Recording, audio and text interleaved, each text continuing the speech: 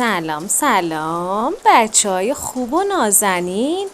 امشب قراره با هم بریم توی یه جنگل سرسبز و آروم، جایی که بوش شبیه بارون تازه است و پر از پرنده های خوشحال. حالا چشماتون رو ببندید، نفس عمیق بکشید. حس کردید رفتیم توی جنگل؟ آفرین! اونجا یه خرس کوچولو زندگی میکنه که اسمش هست آفرین! توپلی. اون شب توپلی شامشو خورد و بدون مسواک زدن خوابید. وسط خواب یهو یه صدای عجیب شنید. بچه‌ها شما هم گوش بدید. صدای کیه؟ یه کرم کوچولو از تاریکی اومد بیرون و گفت سلام، من کرم دندون خورم، من عاشق دندونای نشستم.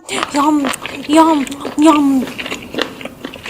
توپلی گفت وای نخورشون، دندونام مال خودمن. کرم با خنده گفت اگه مسواک نزنی من میام تو دندونات مهمونی.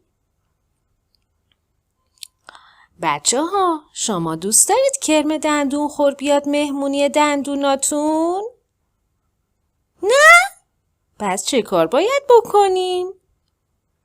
آفرین! مسواک! صبح شد، خورشید اومد تو اتاق و توپلی بیدار شد.